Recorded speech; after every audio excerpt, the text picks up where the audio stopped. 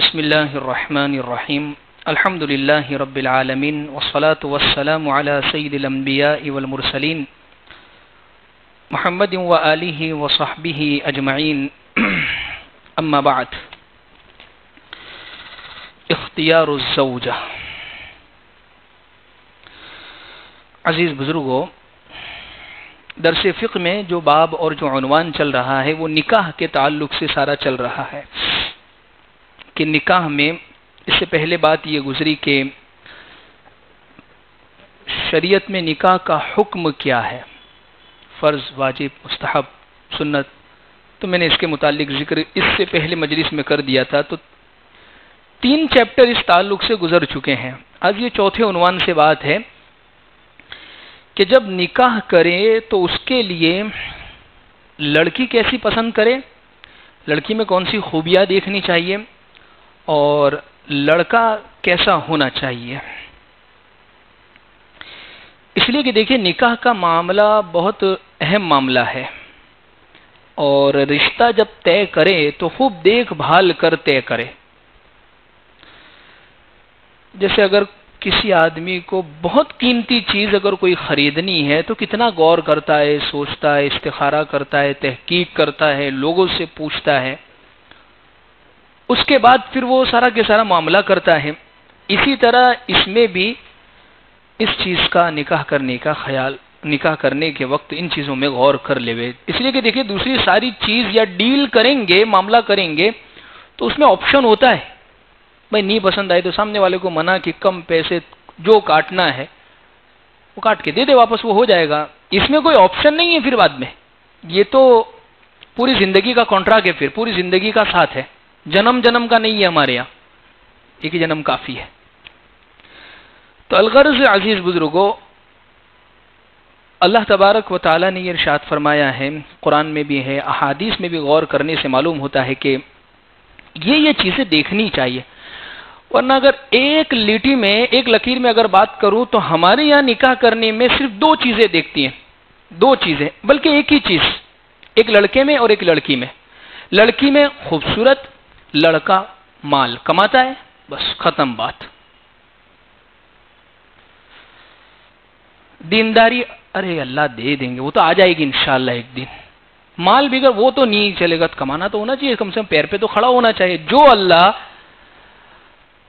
مال دے سکتا ہے، اور جو اللہ تبارک و تعالی، جیسے ہوتا ہے نا بعض مرتبہ یہ کہہ دیتے کہ بھئی دینداری اللہ دے دیں گے، تو مال میں بھی کمی ہو وہاں پر بھی تو پھر یہ بات کہیں ہم کہ اللہ دے دیں گے مال. لیکن وہاں تو گراؤنڈ ریئلٹی دیکھتے ہیں، کیا ہے، کماتا ہے کہ نہیں کماتا ہے، وہ دیکھتے ہیں. ظاہر سی بات ہے. تو اگر کچھ چیزیں شریعت نے ہمیں بتایا ہے، اس چیز میں ہم کیا دیکھیں، کس چیز کو، یہ بہت اہم رشتہ ہے. اس لیے عام طور پر ہمارے یہاں رشتہ کرتے وقت بس یہی 2 چیزیں دیکھتے ہیں. اور ایک اور بات یہ ہے کہ دیکھیں، رشتہ جو طے ہوتا ہے یا رشتہ جہاں طے کرتے ہیں تو عام طور پر لوگوں نے یہ سمجھ لیا ہے کہ لڑکی والوں کی طرف سے تو رشتہ بھیجنا گناہ ہے گویا. بس وہ انتظار ہی کر رہے کہ لڑکے والوں کی طرف سے آئیں. اور ظاہر سی بات ہے، جب رشتہ اب آیا تو اب اس لڑکے کی جو بایوگرافی جو کھنگالنا شروع کرتے ہیں، گویا ایسا لگتا ہے کہ لڑکی تو رابعہ بصریہ ہے ہماری، کیونکہ آپ نے بھیجا ہے ہمارے یہاں پر پیغام. تو پھر ہم تو بہت ہی زیادہ تحقیق کریں گے. اس میں تحقیق کا حق ان کو بھی ہے، تحقیق کا حق ان کو بھی ہے. تو الغرض عزیز بزرگوں، چند چیزوں پر غور کر کے اس کے بعد رشتہ طے کرنا چاہیے. تو جب ہم رشتہ آوے تو چند چیزوں کو دیکھیں لڑکی میں اور لڑکے میں. ورنہ آج کل جو دیکھتے ہیں، یا رشتہ جو طے ہو جاتا ہے وہ کس طریقے سے طے ہو جاتا ہے میں آپ کو بتاؤں. جیسے بعض مرتبہ بہت مال والے کے یہاں سے رشتہ آیا، کہا اچھا گھر ہے، نپ جائے گی اپنی لڑکی، بھیج دو، کر دو. اس وجہ سے بھی ہو جاتا ہے رشتہ. دوسری کوئی چیز دیکھتے نہیں ہے. یا اسی طریقے سے لڑکے نے پسند کر لی ہے، وہ اپنی پسند سے کرنا چاہتا ہے. اب وہ گھر میں آ کے تقاضے کر رہا ہے، برتن پچھاڑ رہا ہے، مجھے تو یہی کرنی ہے ورنہ میں تو پھانسی پہ لٹکتا ہوں، کھا کے مرتا ہوں. ماں باپ بیچارے مجبور، اب کیا کریں، سمجھائیں ان کو. ورنہ دیکھیے، سب سے پہلا حق جو ماں باپ اپنی اولاد کا کھا جاتے ہیں وہ اس کے لیے اچھی ماں کا چننا ہے. ظاہر سی بات ہے، لفڑے کر کے بیٹا کہاں سے اچھی ہوئی. ظاہر سی بات ہے جب وہ اس کے ساتھ عشق محبت میں لگی ہوئی ہے تو کہاں سے پھر اچھی ہوئی ہے؟ تو یہ چیز کو دیکھیں. یا اسی طریقے سے وایا کسی نے خبر دی، کوئی وہاں سے آیا ہے کاؤ، وہاں سے آیا ہے رشتہ، اور پھر تحقیق کی نہیں اور بس کر دیا ایسے سے، تو اس میں بھی. یا اسی طریقے سے لڑکا باپ نے دیکھا یا ماں نے دیکھا اور اس کو ایک نظر میں پسند آ گیا، خاندان بھی اچھا ہے اور کوئی تحقیق نہیں، بھائی مجھے جج گیا یا لڑکی مجھے جج گئی ہے، تو بس کر دی. اولاد سے بھی پوچھیں یا اسی طریقے سے اس کی تھوڑی تحقیق بھی کر لے. یا ایک چیز یہ بہت زیادہ ہوتی ہے عام طور پر ہمارے یہاں پر، مضبوط واسطوں سے آیا ہے یا بار بار رشتہ آیا تو کر دیتے. جیسے چند عورتیں آئی کاؤ لے کے، پھر آئی تو اب وہ شرم سے بھائی کتنی مرتبہ آئی، تو بعض مرتبہ وہ عورتیں پھر باتیں کرتی ہوتی ہے کہ کوئی مہارانی ہے کہ یہاں رشتہ گھڑی بڑی بھیجا جاتا ہے، بلایا تو اب تو کر دو. تو وہ چاہے مہارانی کہے، شہزادی کہے یا ملکہ وکٹوریہ کوئی بھی کہے، اپنی گراؤنڈ ریئلٹی پوری چیک کر لینی ہے، اس کے بعد ہی رشتہ کرنا ہے. یہ چیز میں یہ معاملہ ہے، یہ صاف طریقے پر طے کرنا ہے اور اس میں کوئی حرج کی بات ہی نہیں ہے. اس کے لیے بعض عورتیں کیا کرتی ہیں کہ ایسوں کو رشتہ لے کر بھیجتے جس کی وجہ سے وہ سامنے والے پر رعب پڑ جاوے، متاثر ہو جاؤ کہ فلاں کی ان کی بیوی آئی تھی لے کے رشتہ، وہ کہا وہ لے کے آئے تھے، اب کیسے نہ بولے ان کو، دو نہ بول دینے کا، نہ بول سکتے ہیں، یہاں پر کوئی حرج کی بات نہیں. اگر نہیں سمجھ میں آتی ہے تو یہ بھی اچھا ہے، ابھی چھوٹی ہے یا پڑھ رہی ہے تو یہ سمجھ جانا چاہیے کہ بھائی ابھی ارادہ آپ کے یہاں تو نہیں ہے، تو یہ ایسے کر کے بھی اچھے طریقے سے بھی ٹال سکتے ہیں. ایسے بھی نہیں ڈیلی سے اتار دینا ہے کہ آگے رشتہ لے کے موڈ نہیں، عزت اس کی بھی کرنی ہے. تو الغرض عزیز بزرگوں، رشتہ دونوں کی طرف سے بھیجا جا سکتا ہے لیکن گراؤنڈ ریئلٹی چیک کرنے کے بعد. اب لڑکی میں کیا چیزیں دیکھنی چاہیے میں آپ کو بتاؤں. حدیث کے حوالوں سے ساری کی ساری چیزیں، اس حدیث میں غور کرنے کے بعد یہ ساری چیزیں سمجھ میں آتی ہیں. اللہ کے نبی صلی اللہ علیہ وسلم نے ارشاد فرمایا، عن ابی ہریرہ رضی اللہ عنہ قال قال رسول اللہ صلی اللہ علیہ وسلم تنکح المرأة لأربع لمالها ولجمالها ولحسبها ولدینها فاصبر بذات الدین تربت یدا. حضور اس حدیث میں یہ فرماتے ہیں کہ دیکھیں نکاح جو عورت سے کیا جاتا ہے، وہ آدمی جب نکاح کرتا ہے اس کے سامنے چند مقصد ہوتے ہیں نکاح کرنے کے. عورت کو پسند کرتا ہے تو چند مقصد کی وجہ سے وہ پسند کرتا ہے. حضور نے فرماتے ہیں کبھی تو وہ پسند کرتا ہے عورت کو، عورت میں اگر کوئی چیز اس کا مال دیکھ کر اس کا میلان ہو جاتا ہے کہ مالدار ہے کر لو تو اپنا تو فیوچر سنور جائے گا، پھر سسرال والے سب اٹھا لیں گے اپنا. تو بعض لوگ یہ مال کی لالچ میں کر دیں. اچھا بعض لوگ کرتے ہیں خاندان کو دیکھ کر، بہت اونچا خاندان ہے کہ اپنی وہاں جائے گی بیٹی یا اسی طریقے سے وہاں تو یہ بہت بڑا خاندان ہے، تو اس وجہ سے حضور فرماتے بعض لوگ صرف اور صرف خوبصورتی دیکھتے ہیں کہ بس گوری ہے، چاند جیسی ہے، بہت اچھی دکھتی ہے، پوٹری ہے، تو وہ کر دیتے. تو یہ تین چیزیں. چوتھی چیز کے بارے میں حضور فرماتے ہیں ولی دینہا، کہ دین کی وجہ سے نکاح کرتے ہیں بعض لوگ. اور حضور نے پھر آگے کیا فرمایا، فاظفر بذات الدین تربت یداک. حضور گویا یہ فرما رہے ہیں کہ تو دین والی سے نکاح کر لینا تو کامیاب ہو جائے گا. جس کو ہم یہ اس جملے کو گویا ہم یوں کہہ سکتے ہیں کہ حضور جو ہمیں ترغیب دے رہے، حضور جو ہمیں بھلامن کر رہے کہ دیکھو ایسی کرنا تو تمہاری دنیا آخرت سب سنور جائے گی، تمہارا گھر اچھا ہو جائے گا. تو وہ بھلامن جو ہمیں ملی ہے، جو ترغیب ہمیں جو ملی ہے، وہ دیندار سے کرنے کی ملی ہے. تو الغرض عزیز بزرگوں، نکاح کرتے وقت مال، حسب، جمال، یہ سب چیزیں ایسی ہیں، یہ تین چیزیں ایسی ہیں، یہ وقت کے ساتھ سب ڈھلتی چلی جاتی ہے. بڑی بڑی پیڑیاں مال والی ختم ہو جاتی ہے بعض مرتبہ. بھائی مال دیکھ کر کی کیا پتا کہ لڑکی وہاں گئی ہو اور جانے کے بعد وہاں کوئی حالات پیدا ہوئے اور وہ مال نہیں رہا باقی، تو جو چیز دیکھ کر کی پھر جھگڑے پیدا ہوں گے. ولی حسب یا خاندان دیکھ کر کی ہو سکتا ہے آپ کو پتا نہ ہو، بعد میں کوئی ایسا مسئلہ کھڑا ہو جائے خاندان ہی کو لے کر. یا اسی طریقے سے صرف اور صرف خوبصورتی کو دیکھ کر، بھائی خوبصورتی تو پھر چند روز کی مہمان ہے، وہ تو چلی جائے گی وقت کے ساتھ، وہ ہمیشہ جوانی تھوڑی رہے گی، پھر وہ وقت کے ساتھ ڈلتی چلی جائے گی. تو پھر اگر یہی چیز دیکھ کر نکاح کیا ہے تو پھر محبت پھر چند دن باقی. لیکن اگر دیندار دیکھ کر نکاح کیے تو وہ جیسی بھی ہے، تو جیسی بھی ہے بس مجھے بہت اچھی لگتی ہے، تو فاظفر بذات الدین. حضور نے جو آگے جو بات بتلائی ہے تو دیندار سے کرنے کی. اب دیندار کس کو کہتے ہیں انشاءاللہ میں اس کی تشریح مکمل آگے کروں گا. ہم نے کس کو سمجھا ہے دیندار، اور اصل دیندار کس کو کہتے ہیں وہ سمجھنا بہت ضروری ہے. جیسے رشتہ کوئی آیا کسی لڑکی کا، تم دیکھ دیندار ہے، کیسے؟ میں مدرسے بھی جاتی ہے، آپا کے پاس برقع بھی پہنتی ہے، دیندار، اچھی بات ہے، یہ منع نہیں ہے۔ لڑکا پہلی صف میں ہوتا ہے نماز میں، داڑھی بھی رکھی ہے ماشاءاللہ، کرتا پاجامہ بھی پہنتا ہے، نمازی ہے، دیندار، اچھا ہے، یہ سب اچھا ہے، لیکن حقیقت میں دینداری کیا ہے؟ مسئلہ کہاں کھڑا ہوتا ہے؟ پھر یہ چیزیں دیکھ کر جب دے دیتے ہیں، پھر مسئلہ کہاں کھڑا ہوتا ہے؟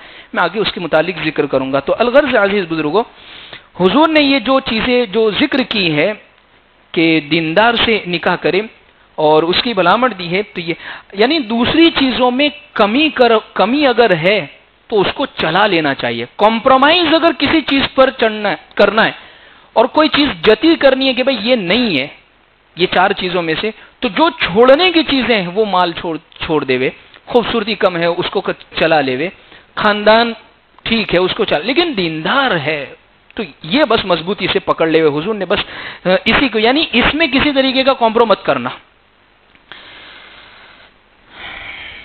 تو میں نے وہی بات ذکر کی کہ سب چیزیں دیکھ بس سب میں اوکے ہیں، یہ چار کھانے ہیں، مال بھی ہے، عزت بھی ہے، جمال بھی ہے، دینداری کے کھانے میں اگر چوکڑی ہے اللہ بنا دے گا، اللہ کر دے گا، یہ یہاں توکل سیدھا اللہ کی طرف جاتا ہے۔ لیکن یہ تین کھانوں میں اگر کمپلیٹ نہیں ہوگا تو وہاں تو گراؤنڈ ریئلٹی کو دیکھیں گے، بھئی یہ تو نہیں چلے گا، ویوستھک ہونی چاہیے یہ تو الغرض عزیز بزرگوں یہاں پر یہ بات رکھیں یاد کہ دیندار سے نکاح کرے۔ ایک مرتبہ حضرت سفیان بن عیینہ رضی اللہ عنہ کے پاس ایک شخص آیا، لکھا ہے کتابوں میں انہ تزوج امرأة فصار اذل الاشیاء عندها واحقرها، وہ آ کر کہنے لگا کہ حضرت میری بیوی کے سامنے ساری چیزوں میں سب سے زیادہ ذلیل اگر کوئی چیز ہے تو وہ میں ہی ہوں، یعنی مجھے کچھ گنتی نہیں ہے وہ۔ تو حضرت سفیان بن عیینہ نے فرمایا کہ لعلک رغبت الیہا تزداد عزہ، شاید تو نے کسی اور مقصد سے، کوئی اور مقصد سے شادی کی ہوگی، دیندار مقصد نہیں رکھا ہو، کوئی اور عزت، کوئی اور چیز کو حاصل کرنے کے لیے شادی کی ہوگی، کوئی اور عزت اس سے چاہتا۔ اس نے کہا جی ہاں۔ پھر اس نے حضرت سفیان بن عیینہ نے آگے بات فرمائی کہ دیکھو یہی ہوتا ہے، اور پھر فرمایا من ذهب الى العز ابتلی بالذل، جو عزت حاصل کرنے کے لیے کہ ہمارا خاندان فلاں وہاں رشتہ ہوا ہے تو اللہ پھر اس کو ذلت دیتے ہیں۔ ومن ذهب الى المال، جو مال کی وجہ سے کرتا ہے بعض مرتبہ فقر میں وہ آزمایا جاتا ہے۔ ومن ذهب الى الدین، لیکن جو صرف کچھ نہیں دیکھا ہم دیندار دیکھتے ہیں، تو آگے فرماتے ہیں یجمع اللہ له العز والمال والدین، اللہ اس کے لیے سب راستے پھر کھول دیتے ہیں، مال بھی ہوتا ہے، جمال بھی اس کو بعض مرتبہ مل جاتا ہے، اور دینداری تو سب سے بڑی چیز ہے۔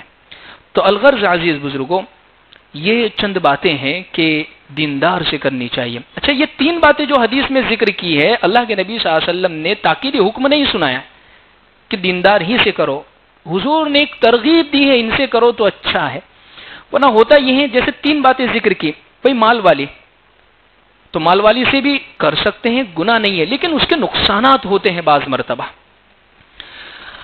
بہت زیادہ مالدار سے اگر نکاح کر لیا تو علماء نے لکھا ہے کہ وہ آدمی 5 مصیبتوں میں گرفتار ہو جائے گا۔ بہت مالدار لے کر آ گیا اگر بیوی تو 5 طرح کی آفتیں اس پر آ جائے گی۔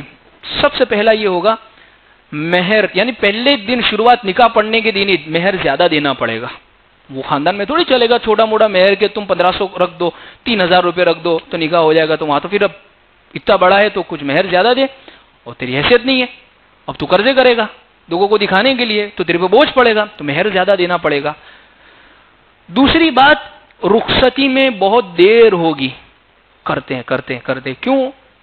ابھی پلنگ لانا ہے، ابھی فرنیچر بنوانا ہے، ابھی تو سب تیاری کرنی باقی ہے ہماری تو جہیز کی، تو رخصتی میں ٹال مٹول اور تو کچھ نہیں کر پائے گا صرف مال دیکھا ہے تو۔ تیسری بات، اس سے خدمت لینا مشکل ہوگا، مالدار لے آؤ خدمت کرنا مشکل ہو جائے گا، پانی کا گلاس نہیں منگا سکیں گے، بلکہ وہ کہے گی کہ آپ بھی پیتے آؤ اور میرے لیے بھی ایک گلاس لیتے آنا، تو یہ ہوگا معاملہ۔ چوتھی وجہ لکھیے کہ خرچ زیادہ مانگے گی، ظاہر سی بات ہے کہ وہ تو جو پروڈکٹ اپنے ماں باپ کے گھر پر استعمال کرتی تھی ویسے چاہیے، اور آپ کے یہاں پر وہ پروڈکٹ ہے نہیں ہے، وہ چیزیں ہے نہیں ہے، تو اس وجہ سے بہت مال حاصل کرنے کے لیے تو یہ سب مصیبتوں میں۔ اور آخری چیز، کبھی ہوگا نا اگر ارادہ کہ چلو چھوڑ کے پار لاوے تو نہیں دے سکے گا، کیونکہ مال ہے، آتے رہتا ہے، کبھی کبھی ملتے رہتا ہے اس کا فائدہ، تو وہ نہیں چھوڑ سکے گا. تو یہ اس کے نقصانات ہوتے ہیں عزیز بزرگوں. اس لیے حضرت شیخ نے فضائل اعمال میں لکھا ہے کہ عورت شوہر سے 4 چیزوں میں بڑی ہونی چاہیے، یعنی اونچی ہونی چاہیے، اور 4 چیزوں میں شوہر عورت سے بڑا ہوا ہونا چاہیے. 4 چیزوں میں عورت بڑی ہوئی، 4 چیزوں میں شوہر بڑا ہوا.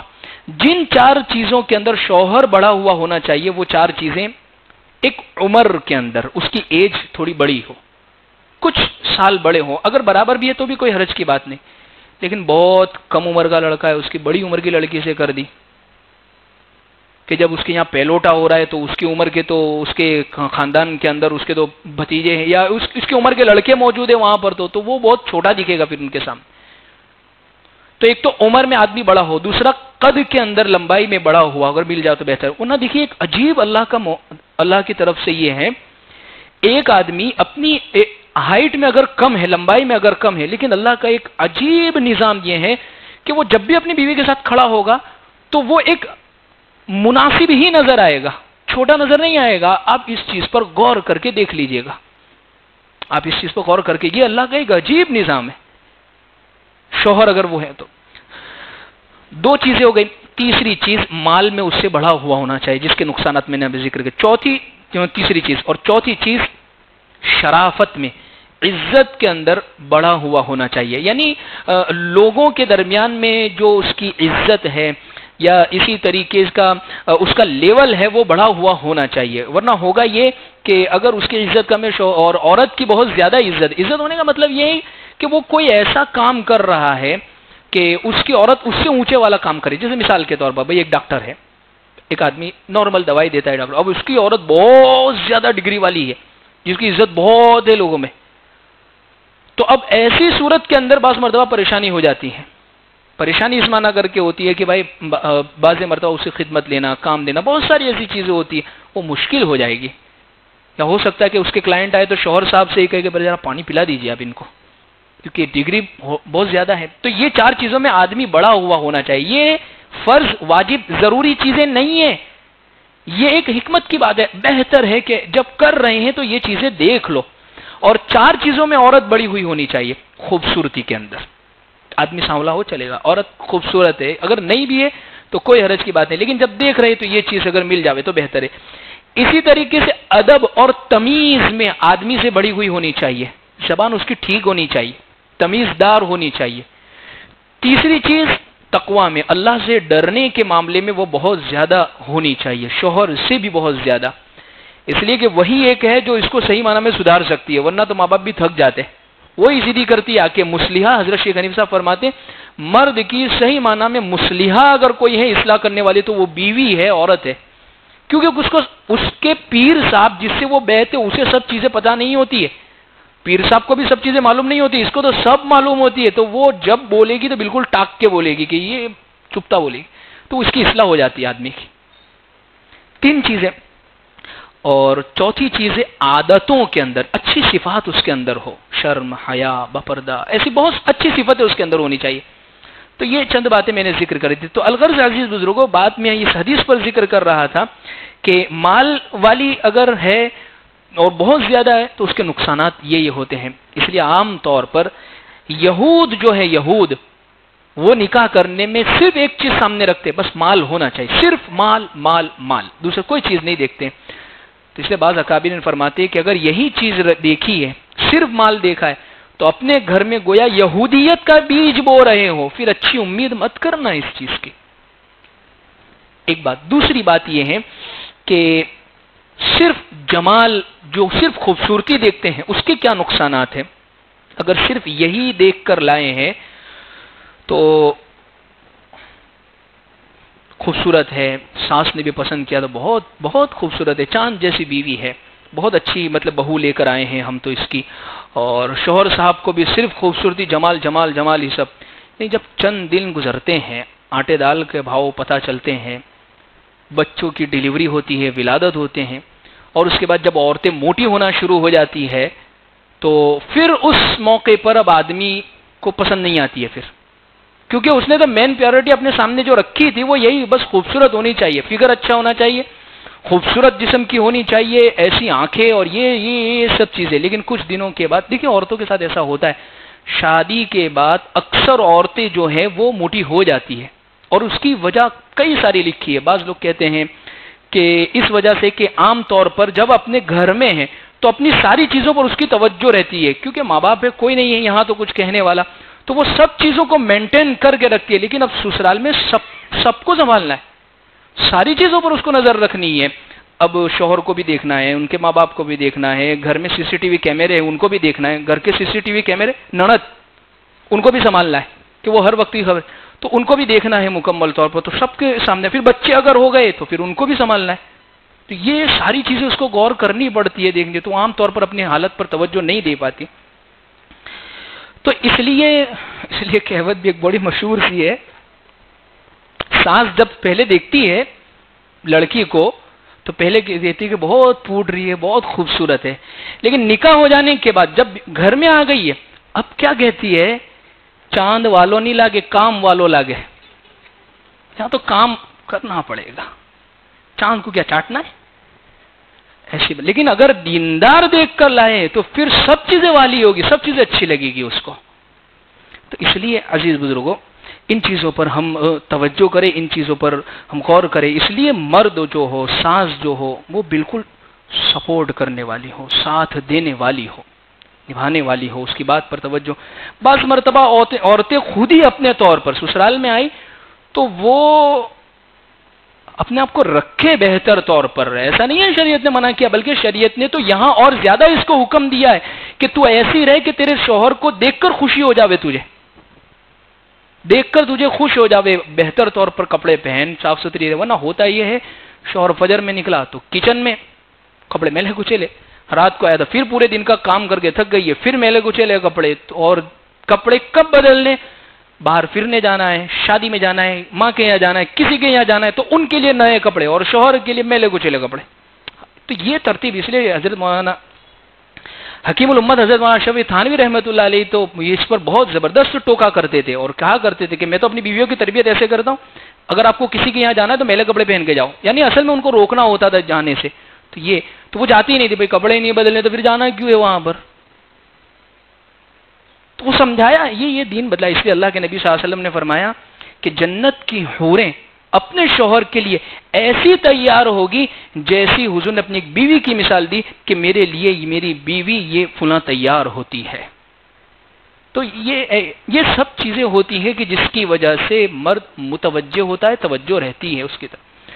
تو بعض مرتبہ عورتیں کر سکتی ہیں لیکن کرتی نہیں ہیں اپنے، تو وہ مرد بھی سپورٹ کرتا ہے، سب چیزیں کہتا بھی ہے تو وہ نہیں.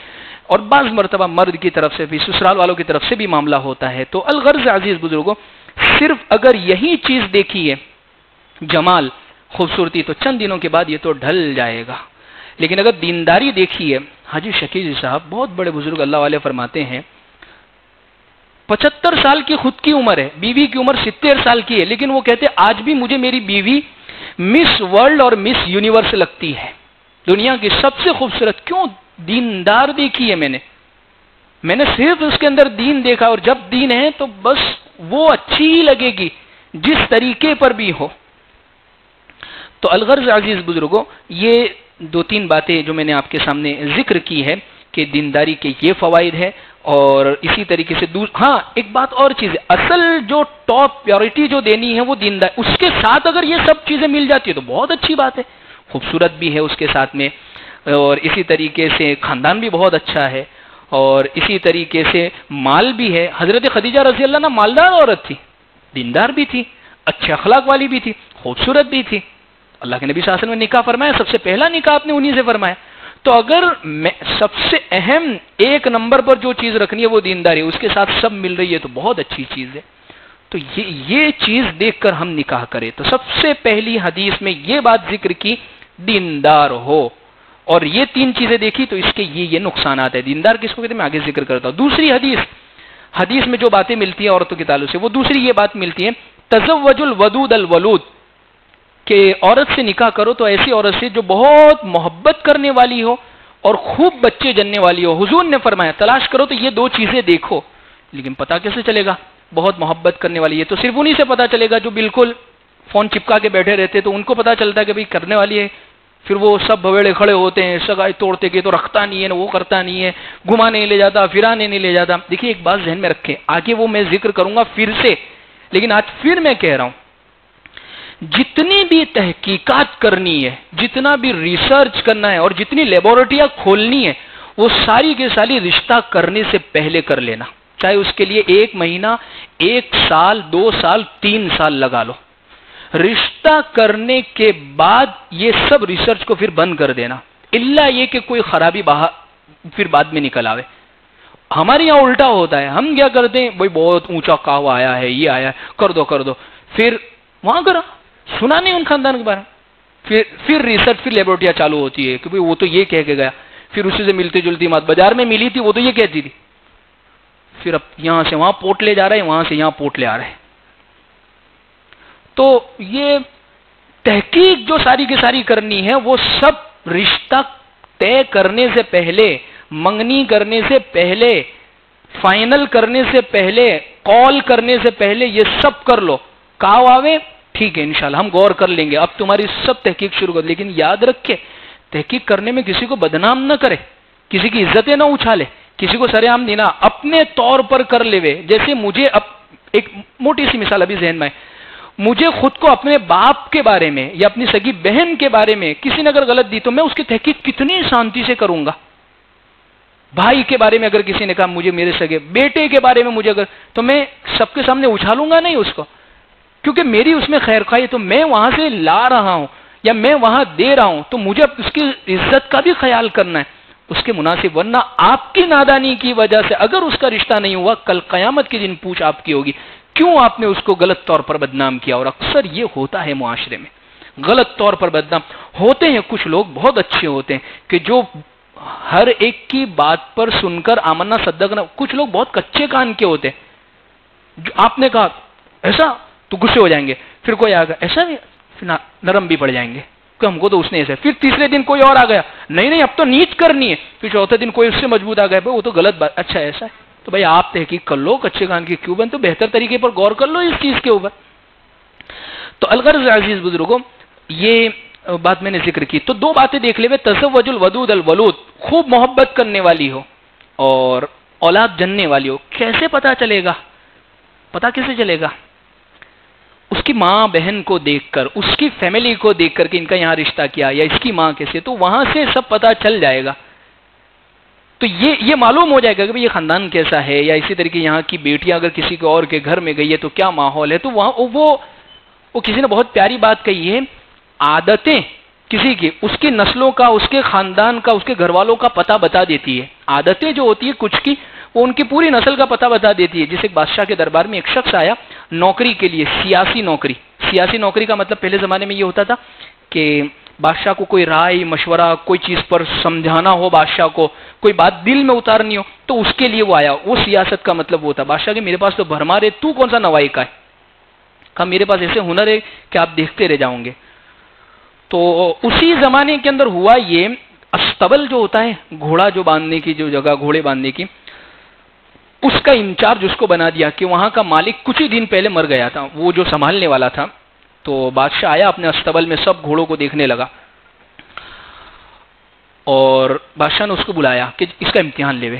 کہا کہ دیکھا یہ میرا سب سے قیمتی گھوڑا ہے اور یہ سب سے مہنگا گھوڑا ہے، سب سے اچھا میں اس کو رکھتا ہوں اور بالکل نسلی گھوڑا ہے. کیا کہتا ہے اس کے بارے میں؟ کہا بادشاہ یہ نسلی نہیں ہے. بادشاہ کہتا ہے نسلی نہیں ہے، میں خود لایا ہوں اور دیکھ کے لایا ہوں، اور دیکھ کتنا اچھا خوبصورت. کہا بادشاہ سلامت، یہ نسلی گھوڑا نہیں ہے. تحقیق کی بادشاہ نے جہاں سے خریدا تھا اس کے مالک سے پوچھا، تو اس کے مالک نے کہا بادشاہ یہ صحیح کہہ رہے ہیں، اصل میں یہ نسلی تو ہے، اس کی نسل تو بہت اچھی ہے، لیکن بچپن میں جب اس کی ماں مر گئی تھی تو ہم نے اس کو گائے کا دودھ پلایا تھا، تو وہ اثرات اس میں آ گئے، وہ نسل تھوڑی اس کی وجہ سے اس کی چینج ہو گئی. بادشاہ کو بڑا تعجب ہوا کہ بھائی تو نے کیسے اندازہ لگا لیا، تجھے کیسے پتا چلا؟ کہا بادشاہ سلامت، بات دراصل یہ ہے کہ دیکھیے گھوڑا جو ہوتا ہے، گھوڑا وہ جب چارہ کھاتا ہے تو چارہ زمین سے اٹھا لے گا اور منہ اوپر کر کے کھائے گا، اور یہ جو آپ کا گھوڑا تھا یہ چارہ گائے کی طرح نیچے سر جھکا کر ہی کھا رہا تھا. اس لیے آپ گھوڑوں کو دیکھیں، چارہ لیں گے اور سیدھے کھڑے ہو جائیں گے، اور بعض تو جھکتے بھی نہیں، اس کے گلے میں باندھنا پڑتا ہے پھر ان کو. گھوڑا یہ ایسا زبردست ایٹیٹیوڈ والا جانور ہے، اس لیے جنگوں میں انہی کو استعمال کیا جاتا تھا. ایسا ایٹیٹیوڈ اللہ نے اس میں رکھا ہے. اور ضرورت بھی ہوتی ہے جنگ کے میدان میں ایسی ہی چیزوں کی، ورنہ گائے جیسی سیدھی ہو تو وہ تو پھر ہی پیچھے مڑ جاوے. تو وہاں ضرورت ہے. والعادیات ضبحا فالموریات قدحا فالمغیرات صبحا فاثرن به نقعا فوسطن به جمعا، کہ گھس جاتے تھے. تو یہ گھوڑا ہے. بادشاہ کو بڑا تعجب ہوا اس کی سمجھداری پر. کچھ دنوں کے بعد بادشاہ نے پوچھا کہ بیگم کے بارے میں کیا کہہ رہے ہو؟ میری بیگم کے بارے میں، میری بیوی کے بارے میں. تو ڈرتے ڈرتے آہستہ سے کہا کہ بادشاہ سلامت، ملکہ ہے، یعنی آپ کی بیوی ہونے کی وجہ سے وہ ملکہ ہے، لیکن شہزادی نہیں ہے، یعنی وہ کسی بادشاہ کی بیٹی نہیں ہے. کہا میں بادشاہ ہوں، میرا باپ بادشاہ ہے، میرے لیے جو لڑکی ڈھونڈی گئی وہ بادشاہ ہے، اس کا باپ، اور اس کی یہ بیٹی ہے، اور تو کہتا ہے شہزادی نہیں. کہا بادشاہ آپ تحقیق کر لیجئے. بادشاہ گیا سسرال پوچھنے کے لیے کہ کیا ہے معاملہ. تو ساس نے عرض کیا کہ صحیح کہہ رہا ہے وہ آدمی، اصل میں ہماری بچی کا بچپن میں انتقال ہو گیا تھا، اور آپ کے والد کے ساتھ ہمارا قول ہو گیا تھا، اور اتنے بڑے گھر میں لڑکی دینی تھی، تو ہماری لڑکی مر گئی تھی کچھ ہی مہینوں کے اندر، 6 مہینے میں مر گئی تھی. اور ہم نے طے کر لیا تھا کہ دیکھ میرے لڑکا ہوا تو تیری لڑکی ہو تو ہم آپس میں رشتہ کر دیں. اب اتنے بڑے گھر میں جا رہی ہے تو ہم وہ اپنا جوڑ، اپنا رشتہ توڑنا نہیں چاہتے، ختم نہیں کرنا، آپ سے اور نزدیکیاں بڑھانی تھی. تو ہم نے ایک لڑکی کو گود لے لیا. ایک گاؤں کے اندر ایک چرواہے کی ایک لڑکی تھی، اس کو گود لے لیا. بادشاہ واپس آیا کہ واقعی تیری بات صحیح، لیکن تجھے پتا کیسے چلا؟ کہنے لگا بادشاہ جب یہ ملکہ جو ہے خادموں پر جب ناراض ہوتی ہے تو بالکل جاہلوں کی طرح چلاتی ہے، بالکل جاہلوں کی طرح. اس لیے آپ دیکھیں بعض مرتبہ بعض عورتوں مال بہت آ جاتا ہے، بہت اونچے گھر کی بھی، لیکن جب اس طریقے کی نسلی عادت نہیں ہوتی ہے تو پھر وہ ایسا ہی سلوک کرتی ہے. کہا کہ اس وجہ سے میں نے پہچانا کہ عام طور پر شہزادیاں جو ہوتی ہے وہ تو بالکل لے کے بولتی ہے، ایسا نہیں بولتی ہے وہ تو. تو یہ دوسری بات. تیسری بات بادشاہ نے چھیل لیا، اپنے بارے میں پوچھ لیا کہ میرے بارے میں کیا کہنا ہے، کیونکہ میں تو بالکل پاک صاف بہتر ہوں، سب میری تعریف ہی کرتے ہیں، اور دیکھ میں سب کو کیا کیا دیتا ہوں. کہا کہ بادشاہ سلامت آپ بھی اپنے باپ کی اولاد نہیں ہے. ڈرتے رہتا. اور سب سے پہلے کہ اگر میری بخش دوں گے تو میں بات کہوں گا آگے. کہا کہ بخش دی جا جان. کہا آپ اپنے باپ کی اولاد نہیں ہے. تو وہ بادشاہ کو بڑا ہی تعجب ہوا. ماں کے پاس گیا تحقیق کرنے کے لیے. تو ماں نے حقیقت میں یہی کہا کہ ہماری کوئی اولاد، یعنی ہمارا جو معاملہ تھا وہ اسی طریقے پر معاملہ تھا کہ ہماری اولاد نہیں تھی، ہم نے تمہیں گود لیا ہے، یعنی لے لیا ہے ہم نے. بادشاہ سر جھکا کے آ گئے، لیکن اس سے پوچھا ضرور تجھے کیسے پتا چلا. کہا کہ بادشاہ بات دراصل یہ جو بادشاہوں کی جو اولادیں ہوتی ہے وہ جب انعامات دیتے، اصل میں بادشاہ نے یہ دونوں موقع پر وہ بہت خوش ہو گیا. تو انعام کے اندر بادشاہ کیا دے رہا ہے؟ گھی دے رہا ہے، چاول دے رہا ہے، اور اناج بھروا رہا ہے گھر میں. تو کہنے لگا بادشاہ جو ہوتے ہیں وہ ہیرے موتی جواہرات درہم دینار دیتے ہیں، اور آپ یہ کیا کریانہ بھروا رہے ہیں گھر میں. اس کے بعد کسی نے بہت اچھی بات لکھی ہے کہ عادتیں نسلوں کا پتہ بتا دیتی ہے. تو اس لیے میں یہ ذکر تزوج الودود الولود، محبت کرنے والی کیسے، اس کی بہنوں میں دیکھ لیں. اکثر ایسا ہوتا ہے، لیکن یہ قاعدہ کلیہ نہیں ہے کہ یہ ہی ایسا، اکثر ایسا ہی ہوتا ہے. یہ چیز پر غور کر لے.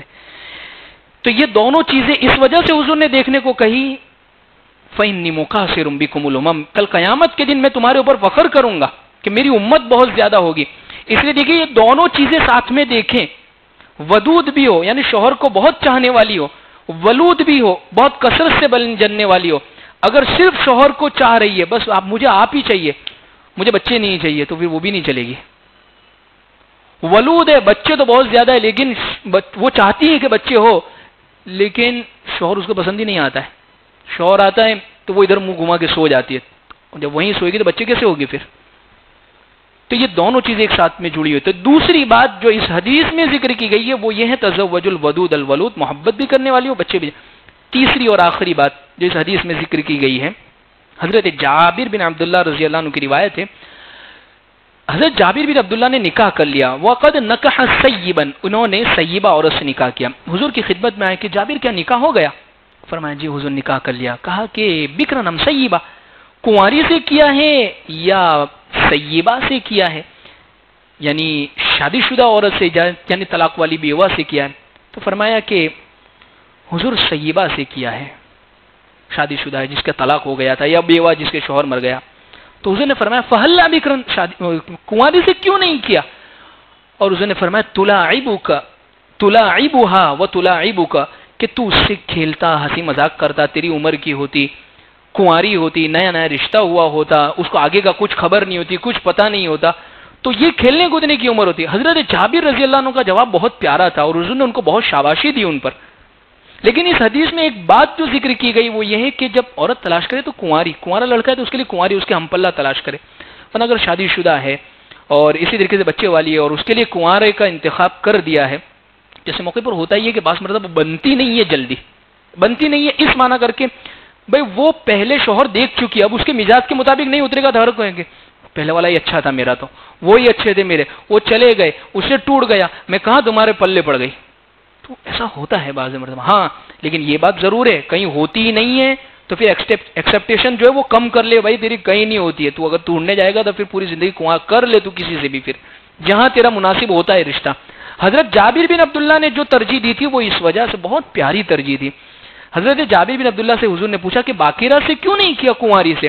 تو انہوں نے فرمایا کہ حضور دراصل میرے والد کا انتقال، میرے ماں باپ نہیں ہے، اور میرے والد میرے ماں باپ میرے پیچھے ان کی بیٹیوں کو چھوڑ کر گئے، اور سب میرے سے چھوٹی چھوٹی ہے، سب چھوٹی ہے، اور تقریباً 9 کے قریب میری بہنیں ہیں. اگر میں کنواری ہی یعنی ان کی ہم عمر کی لے آتا تو سب کھیل کود میں اور ان کے جیسا ہی معاملہ ہو جاتا. تو میں چاہتا تھا بڑی عمر کی ہو، سمجھدار ہو، ماں ملے ان کو، بڑی بھابھی ملے جا کے وہ ان بچوں کو سنبھالنے والی ہو. اس وجہ حضور نے ان کو بڑی ان کو شاباشی دی اور بڑا ان کا اکرام کیا. تو الغرض یہ وجہ بہت اچھی تھی، اور بعض جگہوں پر یہ وجہ ہو جاتی ہے، بعض جگہوں پر ضرورت ہو جاتی ہے. جیسے مثال کے طور پر کہ اگر کسی گھر کے اندر کسی عورت کا انتقال ہو گیا، جس عورت کے 2-3 بچے تھے، اب اسی گھر کے اندر اس کی چھوٹی بہن بھی ہے، وہاں پر اس کی چھوٹی بہن بھی ہے، یعنی جس کا انتقال ہوا اسی کی چھوٹی بہن، تو وہ مناسب سمجھا کہ اسی کے ساتھ اس کا رشتہ کر دے. تو یہ بہتر ہو جاتا ہے، بھائی ماسی ہی آ گئی ہے یا اسی طریقے ایک ہی گھر کی عورت مل گئی ہے، تو یہ ان کے لیے ایک اچھا رشتہ مناسب ہو جاتا ہے، نبھ جاتا ہے. تو اچھی اگر ترجیح ہے تو یہ، لیکن اگر جج گئی ہے، پسند آ گئی ہے، رحم کھا کے بیٹے کے گلے باندھ دی ہے، تو پھر وہ باسمتا پریشانی ہو جاتی ہے. تو یہ چیز نہ کرے. تو الغرض خلاصہ تمام چیز کا چند باتوں میں ذکر کر دوں. سب سے مین اہم چیز جو رکھے وہ دینداری کو رکھے. دوسری چیز جو ہو خوبصورت اس کے ساتھ مل جاوے تو بہتر ہے. کنواری ہو جیسا حدیث میں ذکر کیا، بچے جننے والی ہو یہ بھی حدیث میں ذکر ہے، اور خوب محبت کرنے والی ہو شوہر سے، اس لیے کہ یہ چیز چاہیے، پسندیدہ ہے. تو یہ تمام باتیں اس حدیث پاک کے اندر اور ان روایتوں کے اندر کہ لڑکی ایسی ہونی چاہیے نکاح کرنے کے اندر ہم ان پر غور کریں. وقت ہو گیا انشاءاللہ. لڑکا کیسا ہو، اور دونوں میں سملر ایک واحد جو چیز ہے وہ دینداری ہے. اب دینداری وہ بہت سمجھنا ہے وہ کیا ہے. روزہ نماز صرف یہ ہی دینداری، یہ غلط ہے. اس کے ساتھ کیا کیا ہونا چاہیے انشاءاللہ آئندہ مجلس میں ذکر کریں گے. اللهم لك الحمد كما انت اهل، فصل على محمد كما انت اهل، وافعل بنا ما انت اهل، فانك اهل التقوى والمغفرة. ربنا آتنا في الدنيا حسنة وفي الآخرة حسنة وقنا عذاب النار. جزا الله عنا محمدا صلى الله عليه وسلم بما هو اهله. سبحان ربك رب العزة عما يصفون وسلام على المرسلين والحمد لله رب العالمين برحمتك يا رب. ہمارے اس چینل کو الانوار میڈیا کو سبسکرائب کرے. ویڈیو اگر پسند آئے لائک کرے، کمنٹس کرے، اور اپنے دوست احباب میں ایک ثواب کی نیت سے ضرور شیئر کرے، اور ہمیں دعاؤں میں ضرور یاد رکھے.